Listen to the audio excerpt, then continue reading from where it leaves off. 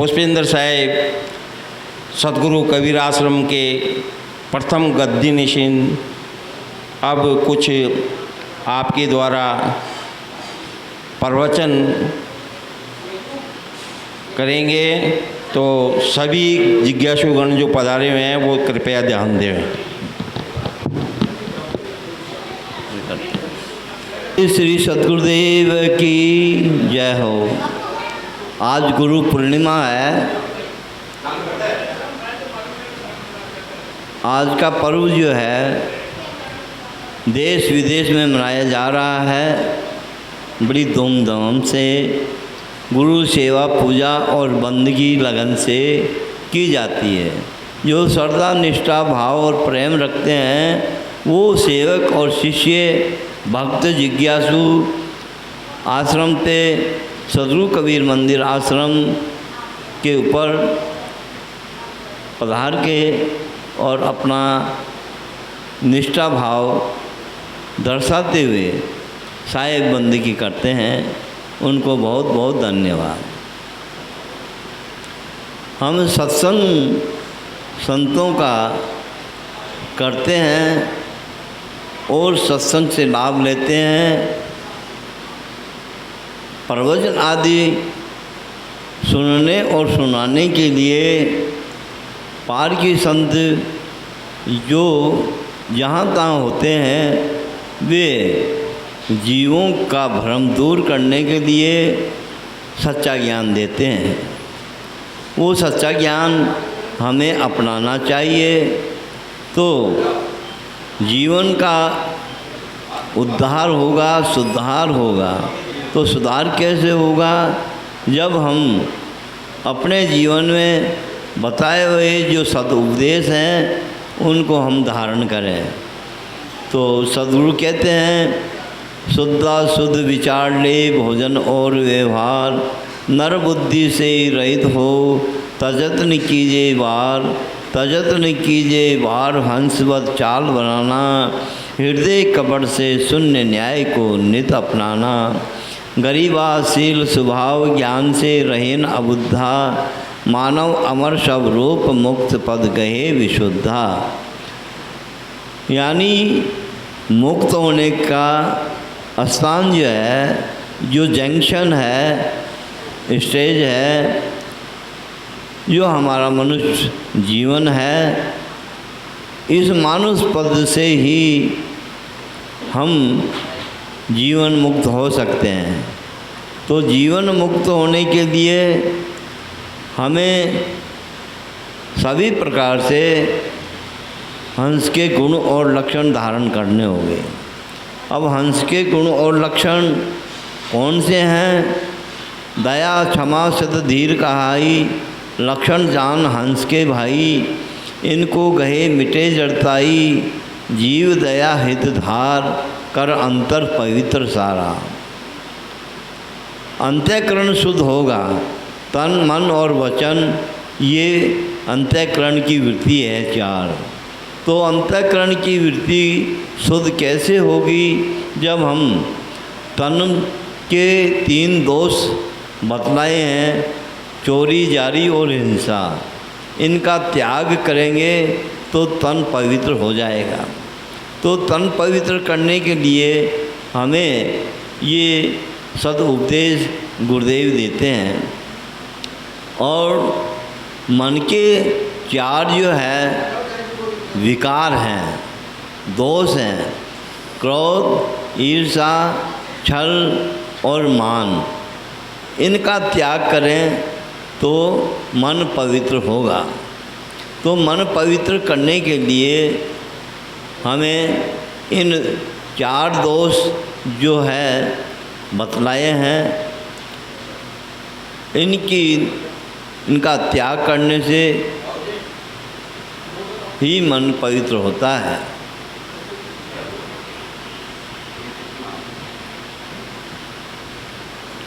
और वचन के 3 दोष हैं, गाली, निंदा और झूठ।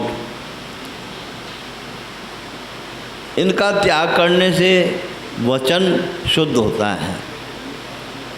भाई लोग मुख से गाली निकालते हैं निंदा करते हैं, झूठ बोलते हैं, ये जीवन को बर्बाद करने वाले, नष्ट करने वाले मन के विकार हैं। तो मनोविकारों को दूर करने के लिए हमें क्या करना चाहिए? काम, क्रोध, लोभ, मोह और भय, इनका त्याग करना चाहिए। तभी जाकर के मानव जीवन सार्थक हो सकता है। और पंचकृंति में दर्शाया है, मानुष मानुष सभी कहावा, मानुष बुद्धि को बिरला पावा। मानुष जिसमें बुद्धि, विवेक, ज्ञान, निष्पारक बोध है, वो मनुष्य मानुष कहलाने का अधिकारी है। नहीं तो बिना सींग पूंछ का जानवर है, जिसको अपने निष्पारक स्वरूप का बोध नहीं है।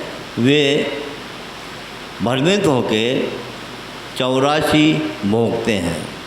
तो छादन भोजन, इनका सुधार करना चाहिए।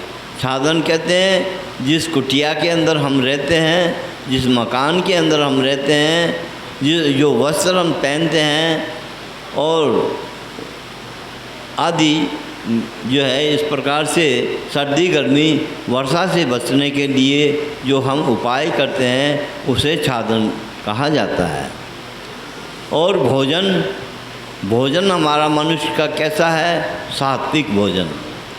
मनुष्य का भोजन सात्विक भोजन है।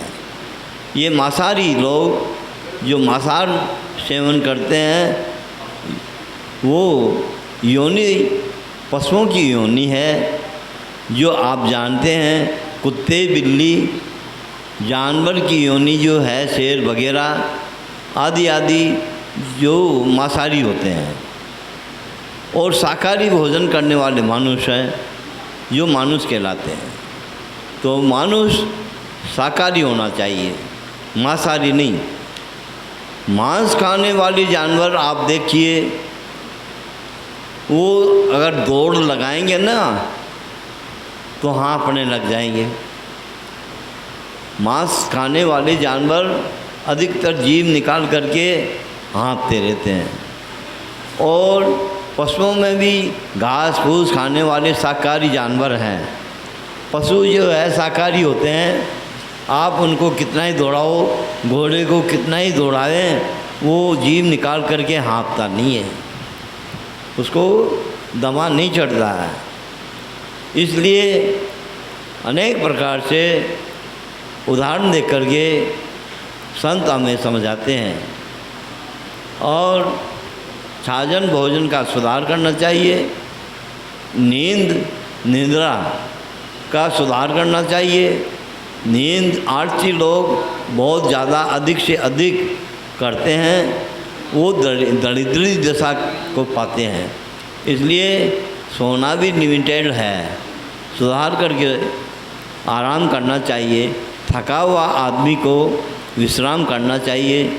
जो अधिक मेहनतशील है उसको विश्राम करना चाहिए, सोना चाहिए। तो 8 घंटा, 6 घंटा और 4 घंटा, जो ज़्यादा मेहनत नहीं करते हैं उन्हें केवल 4 घंटा आराम करना चाहिए। और उससे ज़्यादा अधिक मेहनत करने वाले को 6 घंटा सोना चाहिए। और ज़्यादा परिश्रम करने वाले को 8 घंटा। ये संतों ने सद्ग्रंथों में दर्शाया है।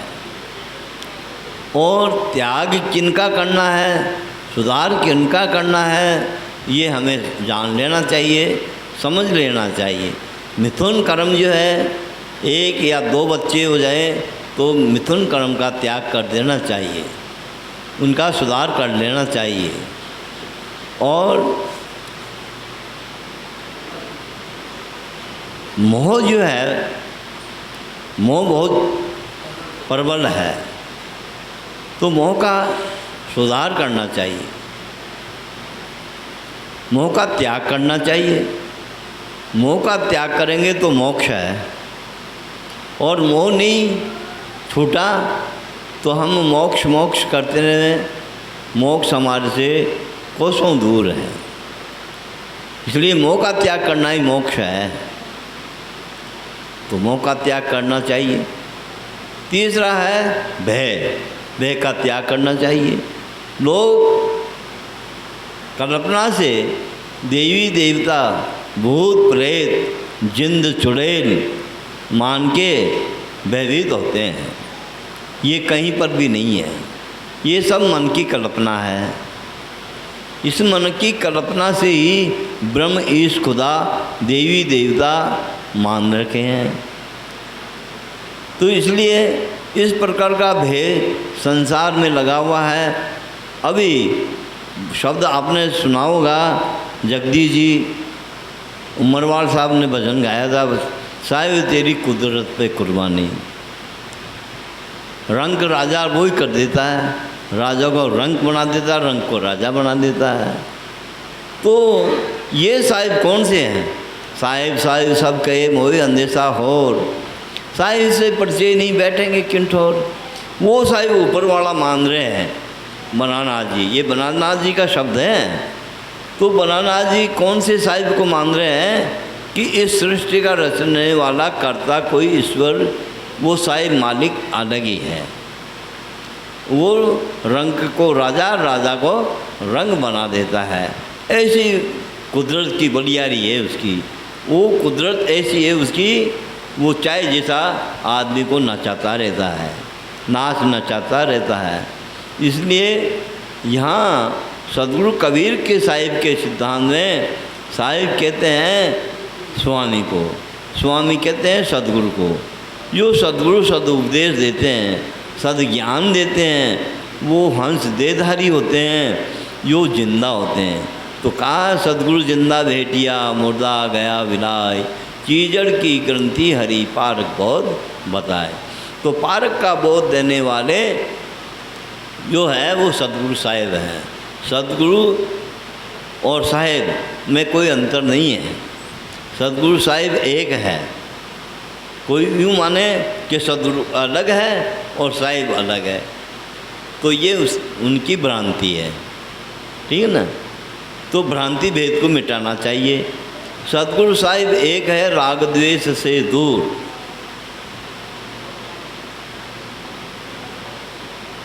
राग द्वेष से दूर है। इस प्रकार से हमें साहिब का अर्थ जान लेना चाहिए।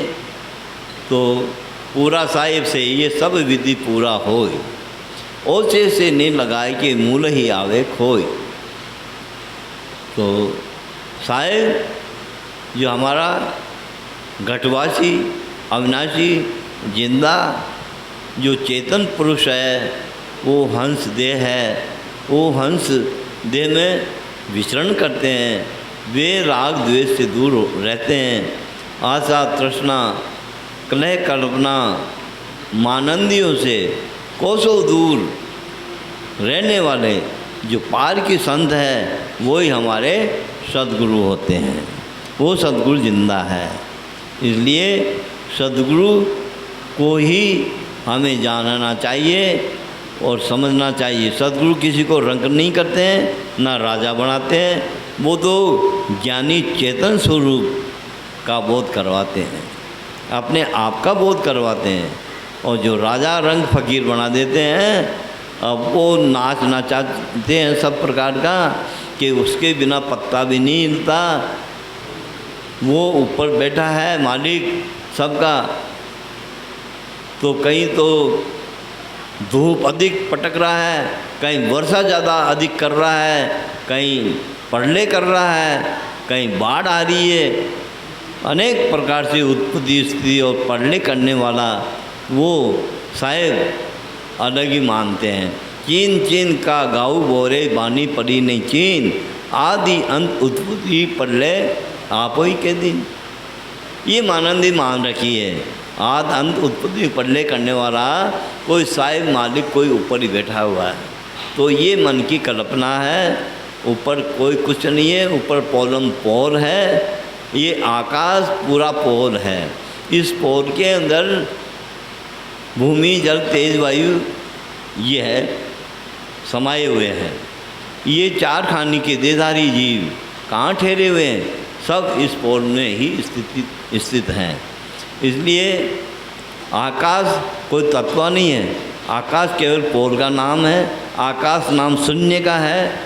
इसमें आप हम सब रमण कर रहे हैं, घूम रहे हैं, फिर रहे हैं, इसको आकाश तत्व कहते हैं, ऐसा जानना चाहिए। तो पांचों तत्व अनादि है, इस पांचों तत्वों को बनाने वाला कोई नहीं है।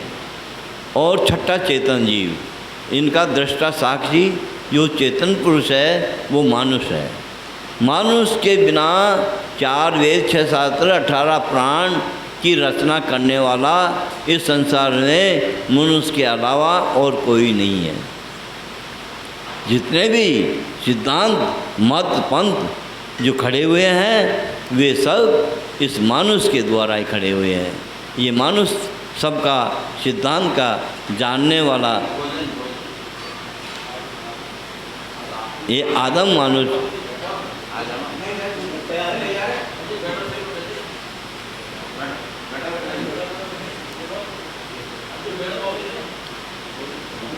सब सिद्धांत कौन क्यों जग में? आदम मानुष तुम ही तो हो। ईश्वर खुदा जगत का कर्ता, कल्पना किया सो तुम ही तो हो, है ना। तो इस प्रकार से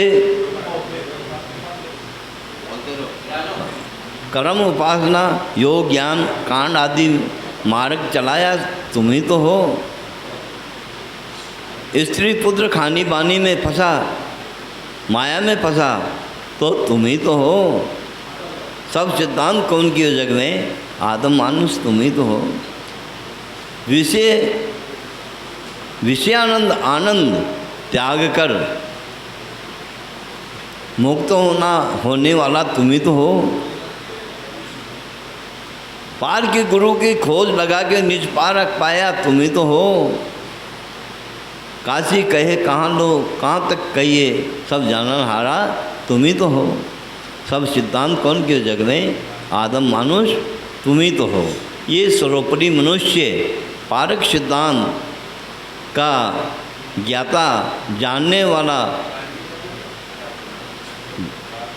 मनुष्य से ऊपर सर्वोपरि मानुष है। इस मानुष के ऊपर और कोई नज़र नहीं आता है। ये मानुष ही दृष्टा है। मानुष दृष्टा पार की सबकी पारक कीन, जमा आपनी राख के पारक बलगुर चीन।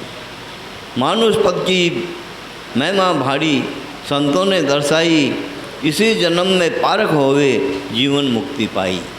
तो जीवन मुक्ति अपने निज स्वरूप का बोध हो जाना और बंधनों से छूट जाना, विकारों से छूट जाना, प्रपंचों से छूट जाना, मानंदियों से छूट जाना, उसी का नाम जीवन मुक्ति है। इस जीवन मुक्ति के लिए ही आप हम सत्संग करते हैं, गुरु देव की शरणागति में जाते हैं और गुरुदेव के सदुपदेश का पालन करते हुए हमें वो मार्ग बतलाते हैं कि भाई गुरु भक्ति और सत्संग कीजिए। संगति से सुख उपजे, कुसंगति से दुख हो, कहे कबीरता जाइए जहाँ अपनी संगति हो। संगत कीजिए साधु की हरे और की व्याधि, ओचे संगत कूर की आठों पैर उपाधि।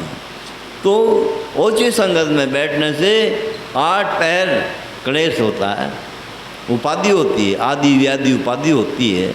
तो इससे बचने के लिए सत्संग है, महापुरुषों का सत्संग है। आग लगी संसार में, आग लगी आकाश में, झरझर गिरे अंगार, और संत न होते जगत में जल मरता ये संसार।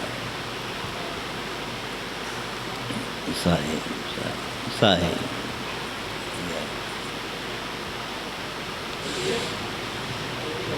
साहे साहे। दसों दिशा में क्रोध की लगी अपरवल आग। ये क्रोध हर मनुष्य के घट में बैठा हुआ है, बात बात में क्रोधित हो जाता है। दसों दिशा में क्रोध की लगी अपरवल आग, और शीतल छाया संत की जहाँ उभरिए भाग, वहीं हमें शांति मिलेगी, सुख और शांति मिलेगी। इसलिए महापुरुषों का सत्संग करना चाहिए, इसी में जीवन हमारा सार्थक बनेगा। इसी के साथ मैं अपनी वाणी को विराम देता हूँ। बोलिए श्री सद्गुरुदेव की जय हो।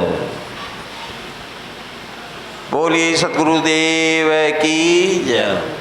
ये थे हमारे संत श्री पुष्पेंद्र साहिब, सतगुरु कबीर आश्रम कनकपुरा। आज गुरु पूर्णिमा के ऊपर जो पधारे हुए शिष्यगण श्रोता उनको अभी संबोधित कर रहे थे। इन्होंने कहा है कि गुरु के अलावा कोई नहीं है इस दुनिया के अंदर।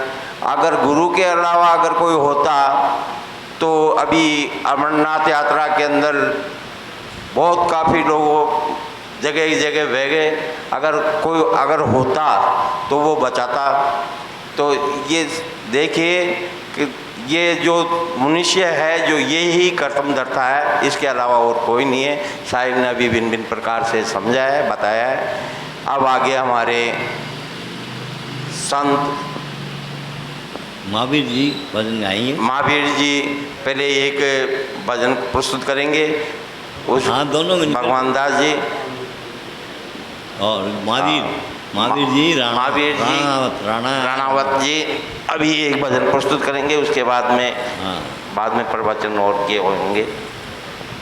और बोबाद से पधारे हैं ना बिरदी चंद जी।